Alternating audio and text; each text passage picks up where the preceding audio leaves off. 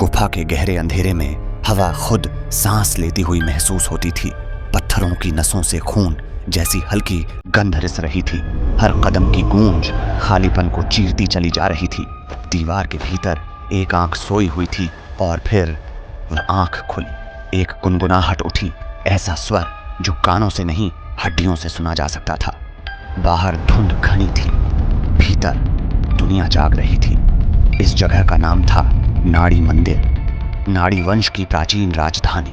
पहाड़ों की चट्टानों में कटी हुई, इतनी संकरी कि आकाश भी दीवारों से घिरा लगता था। ये कोई मंदिर नहीं था, ये एक शरीर था। दीवारें पत्थर नहीं थीं, वे जीवित थीं, नसों की तरह धड़कती हुई। फर्श पर खोपड़ियां बिखरी थीं, अधूरी खाली आंखों में अजीब सी चमक ली। हवा नम थी, ठंडी थी, भूखी थी, हर सांस में सड़ांध भरी थी। और इस अंधेरे में वह व्यक्ति आगे बढ़ा। काशी, नाड़ी वंश का अंतिम वारिस। दादा की पुरानी डायरी उसे यहाँ तक लाई थी।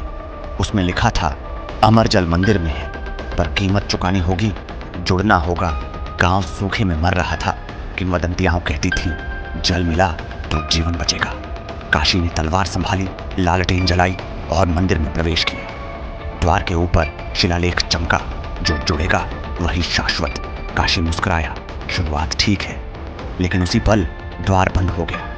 हवा रुक गई और बाहर की दुनिया खत्म हो गई। यह मंदिर कोई इमारत नहीं था, यह एक जीव था जो सांस लेता था। एक पहला गलियारा संकरा था, फर्श चिपचिपा, लालटेन की रोशनी में दीवारें धड़क रही थीं।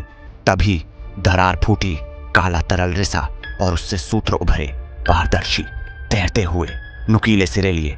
छूते ही नसें खींचने लगी, शरीर बदलने लगा। एक सिरा उसके पैर की ओर बढ़ा। काशी ने तलवार चलाई, तरल उछला, पैर जलने लगा। नर्क, वह भागा। सूत्र झुंड में जुड़ते चले गए। खोपड़ियों के ढेर पर छलांग लगी और तभी खोपड़ियां चीख उठी, जैसे मंदिर पूरी तरह जाग चुका हो।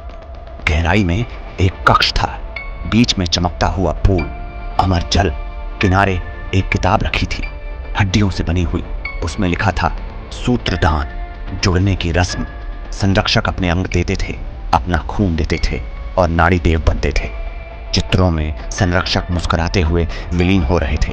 तभी किताब के पन्नों से एक चेहरा उभरा, दादा का। मैं मरा नहीं, वह बोला, मैं जुड़ गया।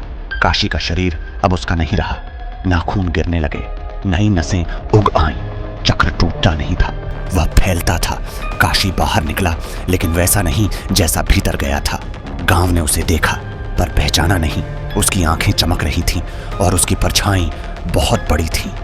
रात होते ही वह साया पूरे गांव पर फैल गया और कोई नहीं जानता वह मुक्त हुआ था या नाड़ी चक्र का नया केंद्र बन चुका था।